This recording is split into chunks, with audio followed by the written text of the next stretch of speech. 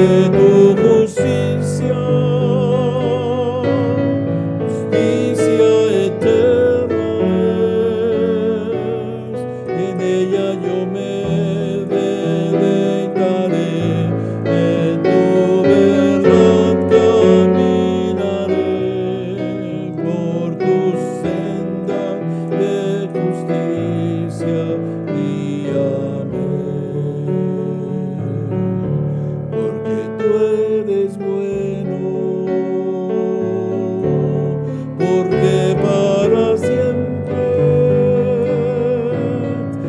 tu misericordia es, y cada mañana al despertar sé que en ti puedo confiar, me sostiene por tu gran fidelidad, porque tú eres bueno, porque tu justicia eterna es, en ella yo me deleitaré, en tu verdad caminaré, por tu senda de justicia guíame.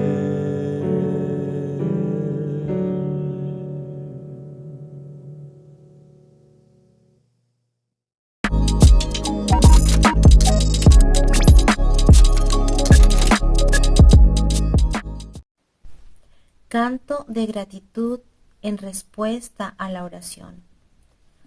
Podemos ver cómo Samuel fue la respuesta a la oración de Ana, su madre. Y es que la palabra nos dice que clamemos delante del Señor, porque Él nos va a responder. Y vemos acá en esta historia cómo Samuel fue esa hermosa respuesta a la oración sincera, a esa oración que con todo su corazón hizo Ana delante del Señor. Y qué hermoso es también poder leer en la palabra de Dios cómo Ana, una vez que recibe respuesta a esa oración, entona un canto. Y es que permítanme leerles textualmente en la palabra de Dios. Dice en el primer libro de Samuel, capítulo 2, versículo 1: y Ana oró y dijo: mi corazón se regocija en Jehová, mi poder se exalta en Jehová, mi boca se ensanchó sobre mis enemigos, por cuanto me alegré en tu salvación. Llevemos esta reflexión en nuestros corazones. Clamemos al Señor con fe en nuestro corazón y Él va a responder. Tal vez la respuesta no sea totalmente de nuestro agrado, tal vez sí, o tal vez tengamos que esperar, pero confiemos en todo tiempo que la respuesta de Dios va a llegar y que su voluntad es perfecta, es agradable y es buena para con cada uno de nosotros. Dios te bendiga.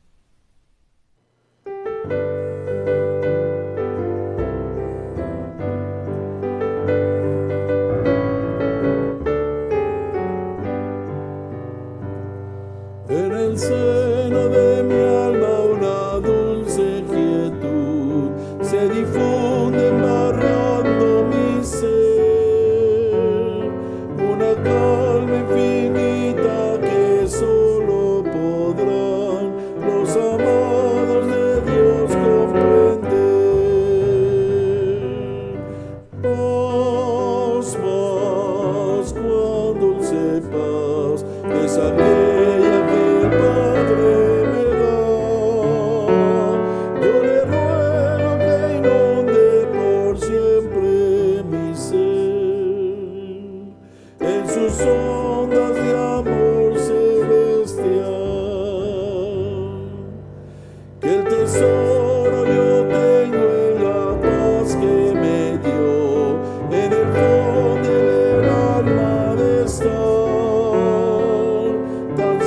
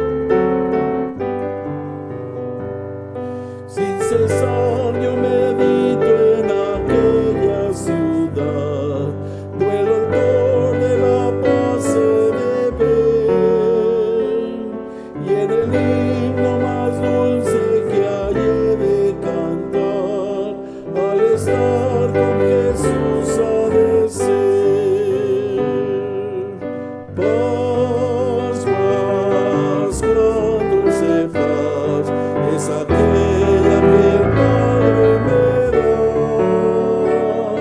Yo le ruego que inunde por siempre mi ser, en sus ondas de amor celestial. Alma triste que en rudo conflicto te ves, sola y débil en la senda al seguir.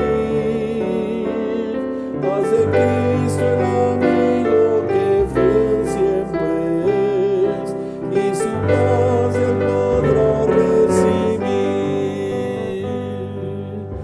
Paz, paz, cuán dulce paz, es aquella que el Padre me da.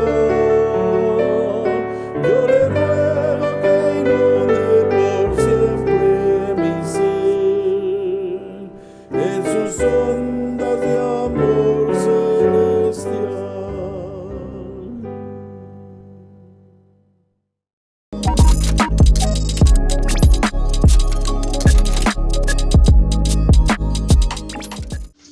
Jeremías 33:3 es el versículo clave de hoy y es un versículo que conocemos, que es muy corto y muy fácil de aprender. Jeremías 33:3 dice: clama a mí y yo te responderé y te enseñaré cosas grandes y ocultas que tú no conoces. Jeremías 33:3.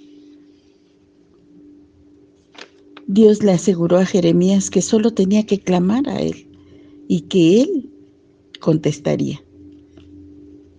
La gente recurre en medio de sus problemas a todos los medios humanos posibles, pero el creyente acude primero a Dios. Dios está listo para contestar nuestras oraciones, pero debemos pedir su ayuda. Con seguridad puede ocuparse de nuestras necesidades sin que se lo pidamos, pero cuando lo hacemos, reconocemos que solo Él es Dios y que no podemos lograr con nuestras fuerzas todo lo que está en su dominio hacer. Jeremías 33:3 dice: clama a mí y yo te responderé y te enseñaré cosas grandes y ocultas que tú no conoces. Jeremías 33:3. Cuando oramos debemos reconocer que solo Él es Dios y que no podemos lograr con nuestras fuerzas todo lo que está en su dominio hacer. Cuando pedimos debemos humillarnos, echar a un lado nuestra preocupación y obstinación y determinarnos a obedecerle. Jeremías 33:3 dice: clama a mí y yo te responderé y te enseñaré cosas grandes y ocultas que tú no conoces. Jeremías 33:3.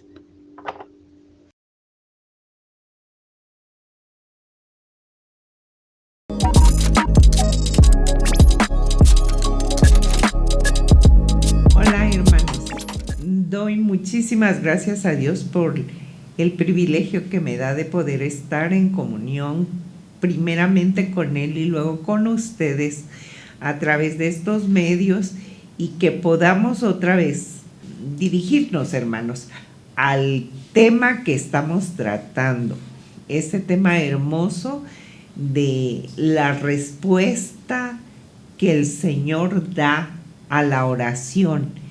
El tema de hoy se titula Canto de gratitud por la respuesta a la oración. Y yo quiero dar primeramente gracias a Dios porque puedo estar aquí. El día de ayer mi garganta se afectó tanto que no podía escucharse lo que yo hablaba.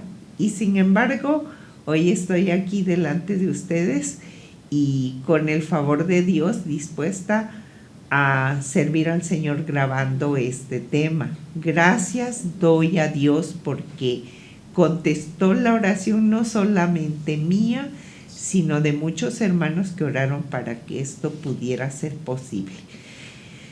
Bien, entrando en materia, la lectura bíblica del tema de hoy está en el primer libro de Samuel, capítulo 2, los versos 1 al 10, que contiene el poema de la gratitud de Ana al Señor.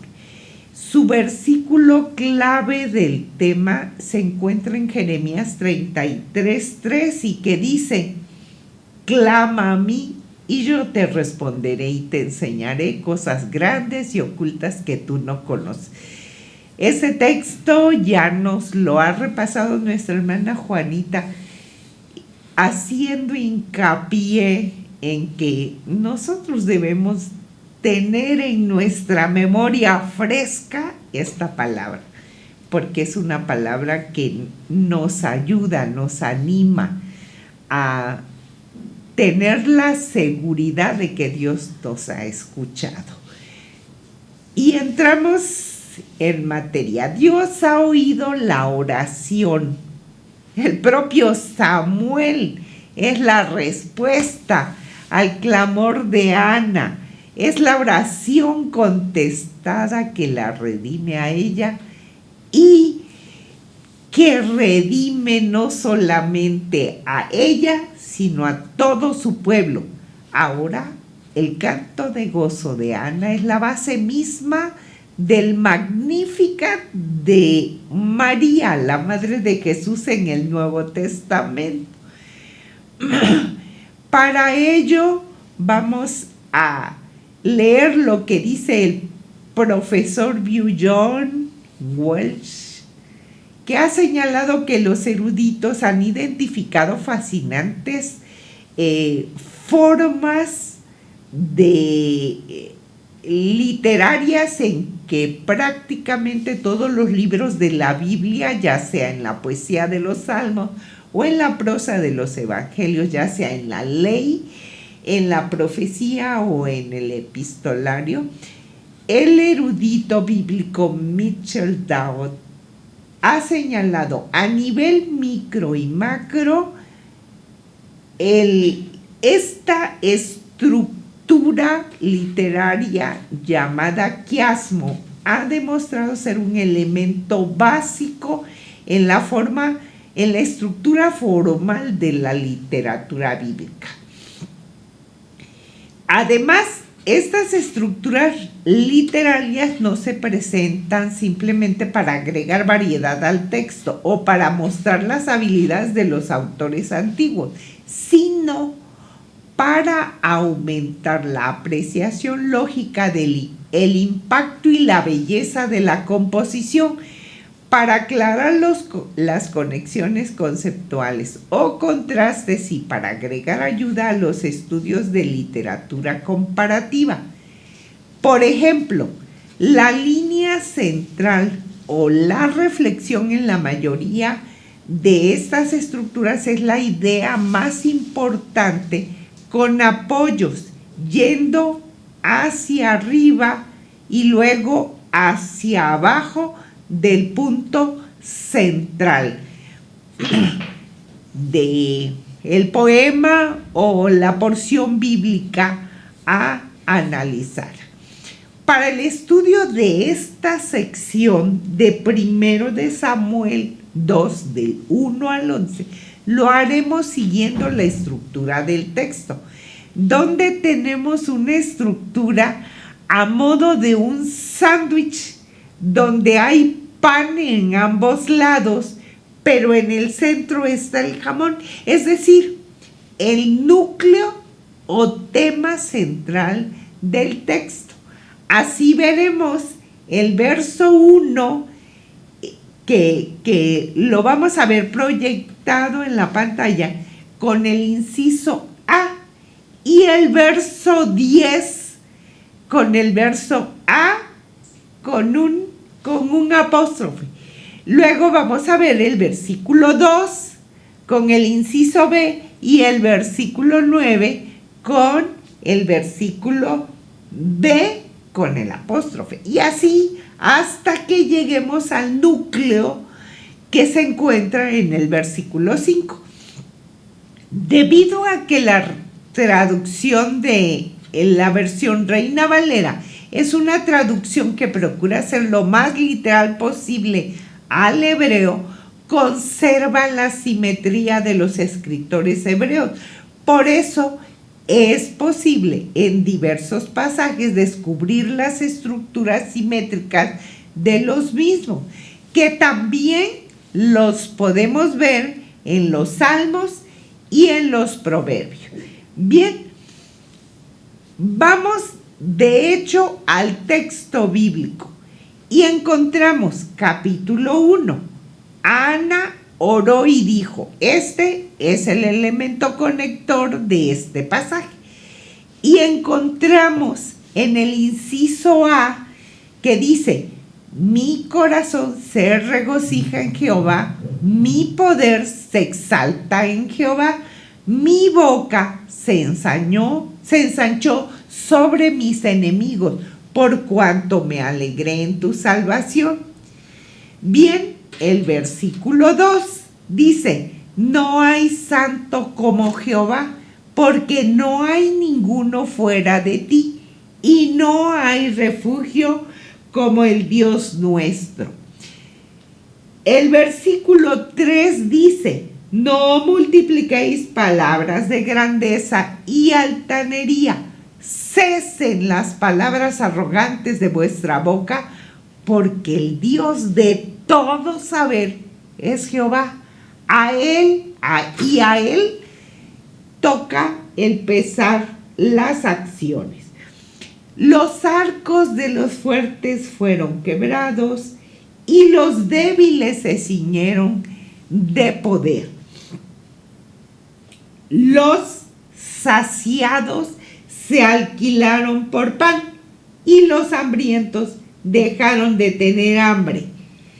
Y encontramos el texto clave que en la pantalla va a aparecer con una X y que dice, hasta la estéril ha dado luz a 7 y la que tenía muchos hijos languidece. Jehová mata y él da vida, él hace descender al Seol y hace subir. Continuando con la lectura, dice, Jehová empobrece y él enriquece, abate y enaltece. Él levanta del polvo al pobre y del muladar exalta al menesteroso, para hacerle sentarse con príncipes y heredar un sitio de honor. Porque de Jehová son las columnas de la tierra, y él afirmó sobre ellas el mundo. Él guarda los pies de sus santos, mas los impíos perecen en tinieblas. Porque nadie será fuerte por su propia fuerza. Delante de Jehová serán quebrantados sus adversarios, y sobre ellos tronará desde los cielos. Jehová juzgará los confines de la tierra, dará poder a su rey y exaltará el poderío de su ungido. Si ustedes observaron en el texto que acabamos de leer, ¿sí? Estuvieron observando los incisos. Y vamos a ver primeramente los dos incisos A. Dice en el versículo 1, mi corazón se regocija en Jehová, mi poder se exalta en Jehová, mi boca se ensanchó sobre mis enemigos, por cuanto me alegré en tu salvación, no hay santo como Jehová. Y el otro inciso A dice, y sobre ellos tronará desde los cielos, Jehová juzgará los confines de la tierra, dará poder a su rey y exaltará el poder de su ungido. La confianza de Ana se hace una realidad en la seguridad que ella deposita en manos de Dios. Él es el portador de todas las gracias para la vida, de Él viene la fortaleza. ¿Cómo lo podemos ver? Digamos en las dos tapas del sándwich, en los incisos A. ¿Cómo pensar en esta sección que reitera no el hecho realizado, sino la confianza que Ana ha depositado en Jehová? La oración de gratitud si se anexa el sentido final del versículo 10, donde dice, el ungido de Jehová, el verdadero rey de Israel, se ubica como un ser débil y humilde si se da en la posición inicial de Ana, aquel o aquella que depende en todo su ser y corazón de Jehová.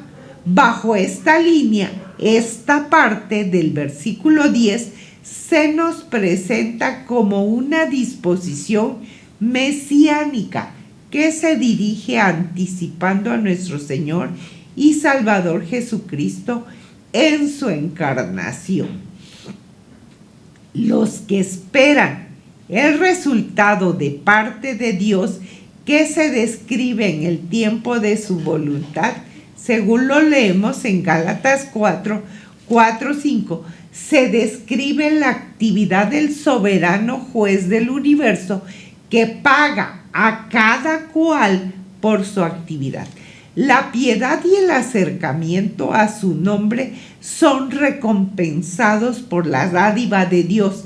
La teología retributiva de corte sapiensal se deja sentir en este extremo del quiasmo, que muestra a un Dios que responde a la necesidad del que sufre.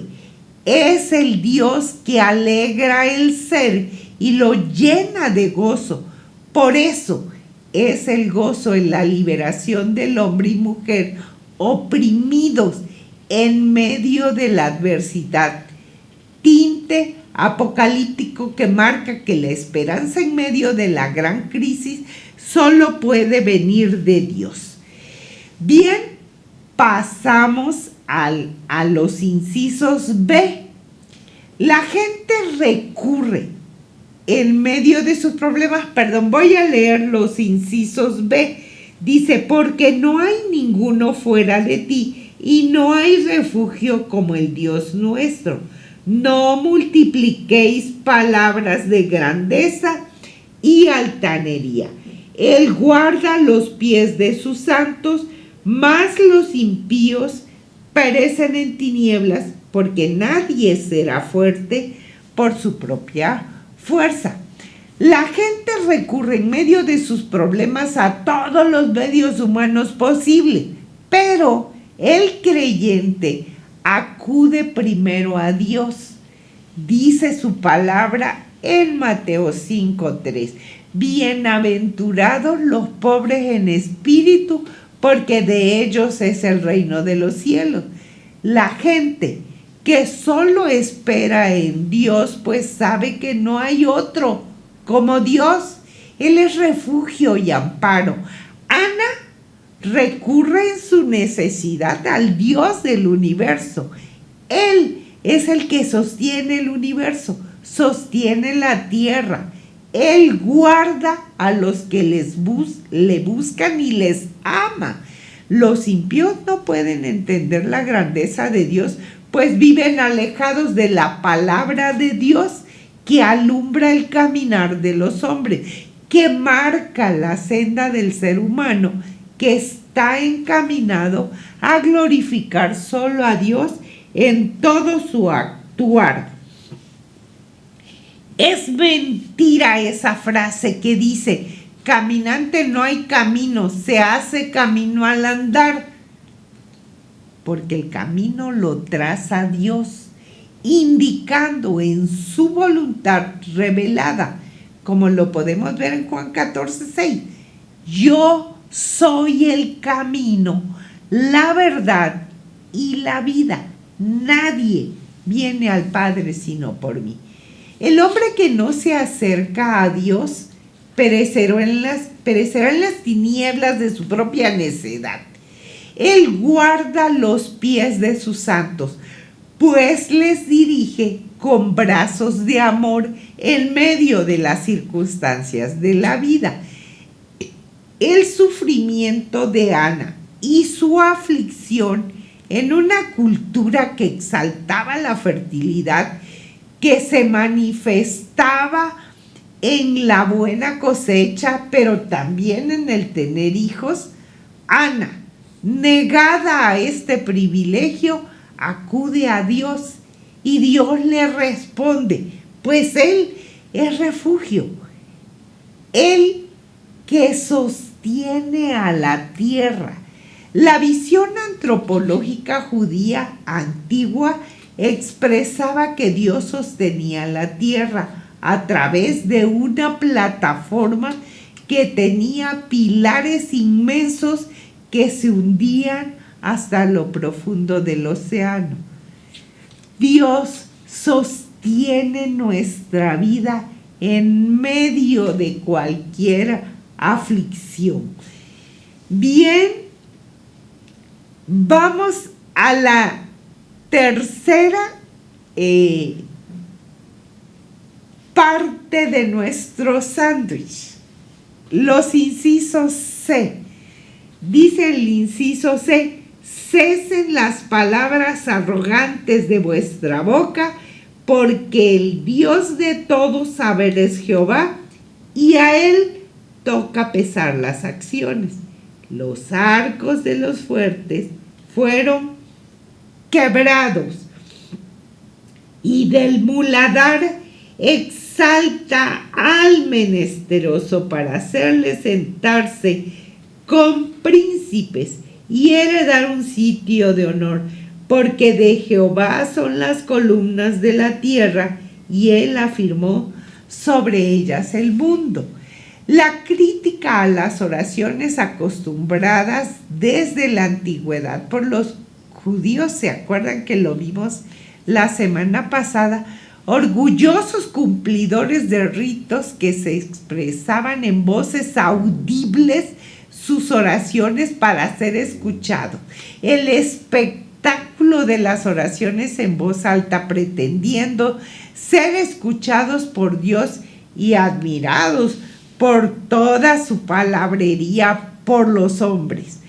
Es importante ver la represión que hace Eli a Ana, como lo vemos en 1 Samuel 1:12.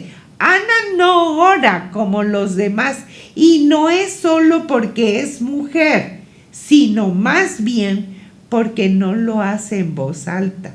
Delante de Dios, ningún ser humano tiene por qué jactarse. Todos estamos lejos de Dios por nuestro pecado.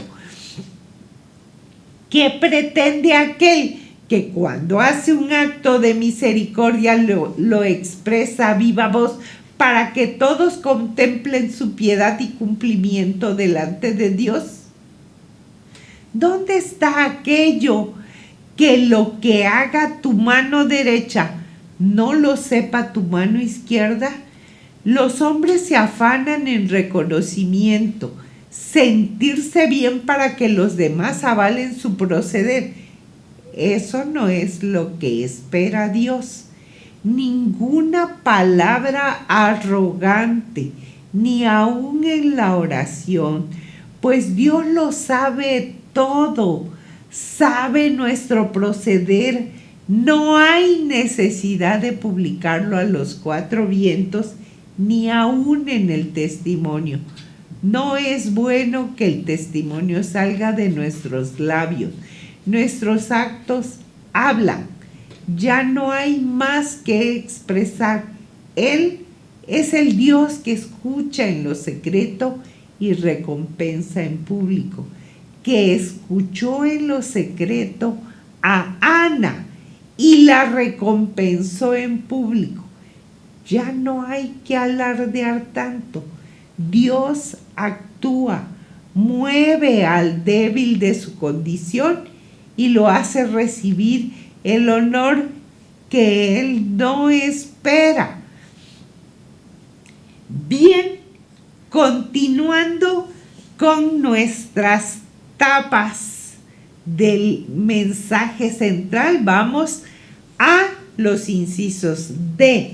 El inciso D dice: y los débiles se ciñeron de poder, los saciados se alquilaron por pan, y los hambrientos dejaron de tener hambre. Jehová empobrece y él enriquece, abate y enaltece. Él levanta del polvo al pobre. La expectativa en el Magnificat de Lucas 1, 46 al 56 es la que Dios se había encarnado para tornar de vacíos a los ricos y a los pobres llenarlos de bienes. Este es el Dios que se retrae hacia adentro y se vacía con grandes bendiciones para aquellos que sufren. Esto es lo que se denomina en la expresión literaria como una interpretación de la carga kenótica, que significa vaciamiento. Y Dios se vacía con grandes bendiciones para aquellos que sufren y desesperan, aquellos llamados olvidados de Dios, a los débiles y a los pobres. La opción por los pobres es la dinámica. Dios acude, liberta de la necesidad en la cual se encuentran los menesterosos, pero también que pone al rico a trabajar para saciar el hambre del hambriento. Bien, ¿cómo es posible que los que más tienen contemplen las necesidades de los pobres? ¿Será que esto que ve Ana es una expectativa utópica o una realidad en el reino de Dios? La Biblia nos dice que los opulentos tienen un propósito delante de Dios y es el de socorrer al débil y al pobre, pero no hay diferencia de trato delante de Dios. El que da la vida y la reclama. Aquí, ricos y pobres son tratados igual. A todos les llega la hora para encontrarse con Dios. En Jehová están los destinos de los hombres y no hay privilegio. Dios quiere tornar vacíos a los ricos y a los pobres de bienes. Ahora vamos, dijimos al principio, al jamón del sándwich, es decir, a la enseñanza central que hay en esta oración de gratitud de Ana. La plenitud de Ana experimenta al gozar la libertad del yugo de opresión social que la sometía, que la negaba a vivir en plenitud. Dios, al hacerla portadora de vida, le ha dado la oportunidad que no tenía, que la falta de maternidad le había negado. ¿Cuántas mujeres estarían en su misma situación, repudiadas por la ley, pues se suponía que el hombre nunca tendría el mal? En aquella época no se entendía que el hombre pudiera ser el verdadero estéril. Según se creía, eran ellas las maldecidas por la voluntad de Dios, las que tenían que llegar a la casa de su padre con carta de repudio, pues no daban a luz un hijo para su esposo. El gozo trasluce una expresión carente de rima, pero rica en tipología. Ahora Ana es madre de 7, bueno, de 5, dice la Biblia, pero el texto que en lo que ella se expresa dice, ahora es madre de 7. La maternidad perfecta y en plenitud es el gozo de Ana. La vida se recobra, la burla se apaga y el amor del Cana le favorece. Nos encontramos con la oración silenciosa de una mujer que no solo dobla sus rodillas y expresa con su boca su necesidad, sino más bien una mujer que ora doblando el corazón y derramando su alma y expresando desde ahí su propio dolor que le quebranta. ¿Cuántas veces la desesperanza ha hecho presa de tu vida?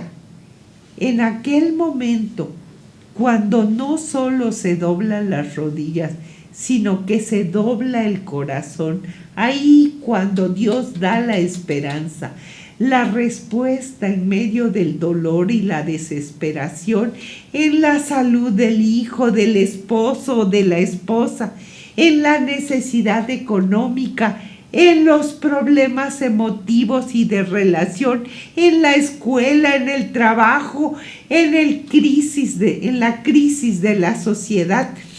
La oración constante será el modelo de la pastoral decidida, donde todo el pueblo es invitado a orar, a expresar a Dios lo que le motiva el dolor y el quebranto. Dios alivia, da ánimo, retira el dolor. Por eso, este salmo de gratitud se expresa como el resultado de enfrentar condiciones de muerte en la vida. En medio de ello se manifiesta la respuesta de Dios. ¿Cuántos salmos de gratitud en cada creyente? Pues Jesucristo, en medio del dolor, de las luchas y pruebas del corazón. Por eso, en la iglesia, el pueblo de Dios, la adoración no se detiene en gestos de gratitud por aquel que decidió morir y llevar en la cruz nuestra aflicción. El creyente entregará su corazón, su canto de adoración, como lo hizo Ana, por la oración contestada.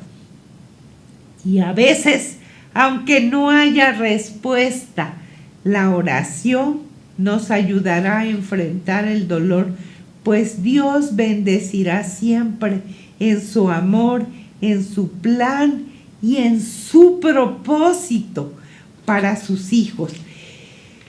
Bien, hermanas, creo yo que este tema que hemos analizado de la oración expuesta en el libro de Samuel nos ha dejado muchas enseñanzas. Y recordemos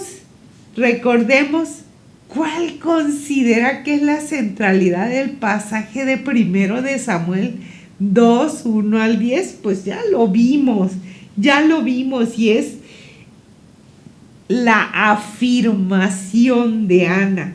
Hasta la estéril ha dado a luz 7, y la que tenía muchos hijos languidece. Jehová mata y él da vida. Él hace descender al Seol y hace subir. Que esa sea la esperanza, la seguridad de nosotros en el Señor. ¿Cómo muestra a Dios este canto de gratitud de Ana? Pues como un Dios maravilloso. ¿Podría considerar las partes que se refieren mesiánicamente a Jesús? Enúncielas, analice el pasaje y encuentre. Una de las que podemos encontrar está en el versículo 10. Dice, dará poder a su rey y exaltará el poderío de su ungido. ¿Qué mensaje tiene este bello canto de gratitud para su vida? Pues un mensaje de esperanza, pero sobre todas las cosas, un mensaje de confianza en el mismo Dios al que Ana se refirió. ¿Cuál debe ser nuestra actitud aun si Dios no contesta nuestro clamor? Darle gracias, hermanos. Darle gracias porque Él sabe cómo y cuándo Él contesta nuestra oración de acuerdo a eso que dice su palabra, que a los que aman a Dios, todas las cosas les ayudan a bien. Y Él sabe qué cosas son para nuestro bien. Así que nuestra actitud debe ser siempre de gratitud al Señor. Hermanos, con esto damos por terminado estos estudios acerca de la oración que nos muestra Samuel en el primer libro de Samuel, y que nos muestra a Samuel precisamente como la contestación a la oración de Ana.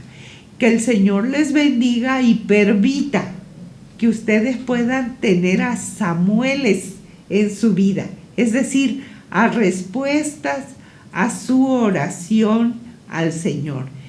Esa oración que se hace desde el corazón, doblando, dice el estudio, nuestro corazón, no solamente nuestras rodillas, y derramando nuestra alma delante de Él, nuestro dolor, nuestra aflicción. Bien, pues que el Señor les bendiga, y si el Señor no dispone otra cosa, nos veremos, Dios mediante, la próxima semana.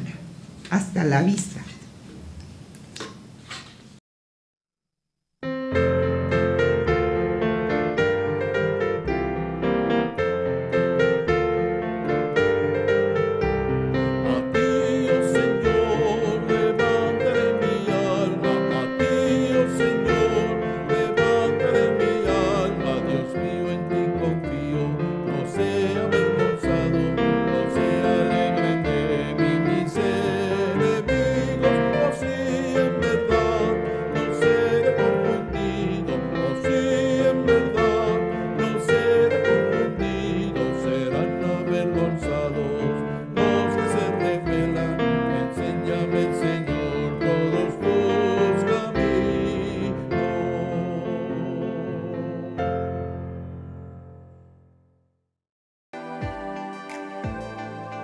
Queremos que nuestro trabajo cuente. Queremos ser eficaces y productivas. Deseamos ver revelado ahora el plan eterno de Dios y que nuestra obra refleje su permanencia. El Salmo 90:17 dice: Señor y Dios nuestro, muéstranos tu bondad y confirma la obra de nuestras manos. Sí, confirma la obra de nuestras manos. Amén.